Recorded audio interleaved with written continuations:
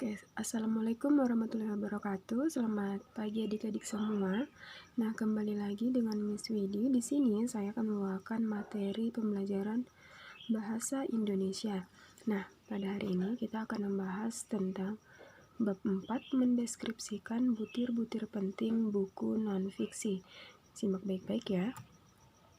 Nah, sebelum kita mengetahui apa saja butir-butir penting dalam buku non-fiksi, kita terlebih dahulu harus tahu dulu apa perbedaan buku fiksi dan buku non-fiksi.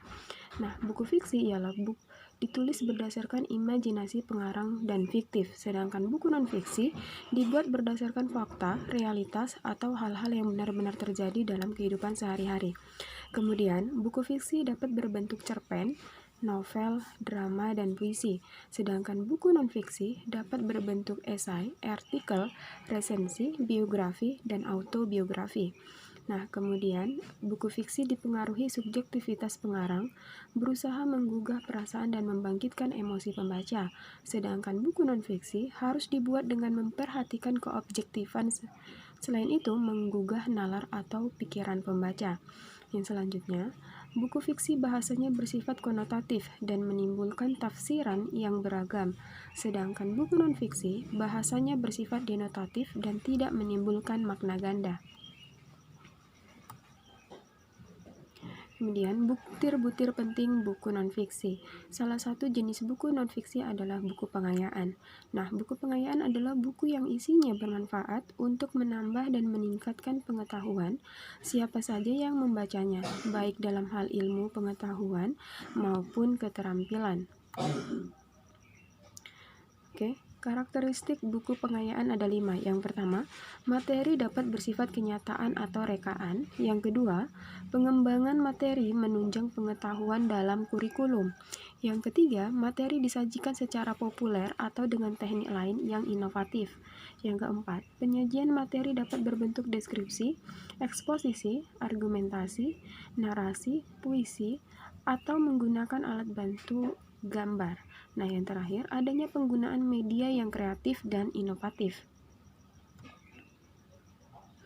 Nah, ini dia ciri-ciri dari buku non-fiksi. Yang pertama, memiliki ide yang ditulis secara jelas, logis, dan sistematis. Yang kedua, mengandung informasi yang sesuai dengan fakta atau data. Yang ketiga, menyajikan temuan baru atau merupakan penyempurnaan atas temuan yang sudah ada. Yang keempat, membuat motivasi, rancangan, dan pelaksanaan penelitian yang tertuang jelas. Yang kelima, penulis menyajikan analisis dari data yang dipaparkan dalam tulisannya.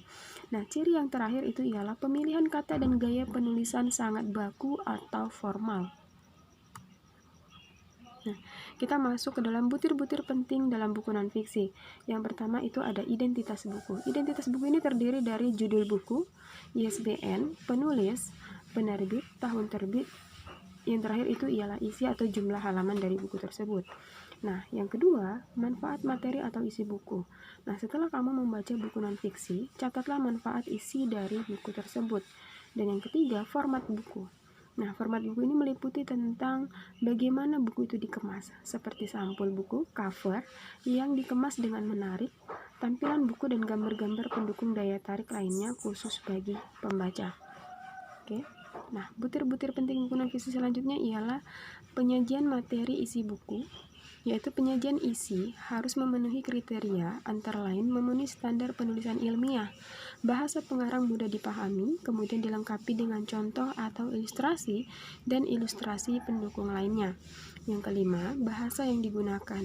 Bahasa yang digunakan dalam buku non-fiksi hendaknya bahasa yang lugas, logis, menarik, dan mudah dipahami atau tidak banyak menggunakan majas.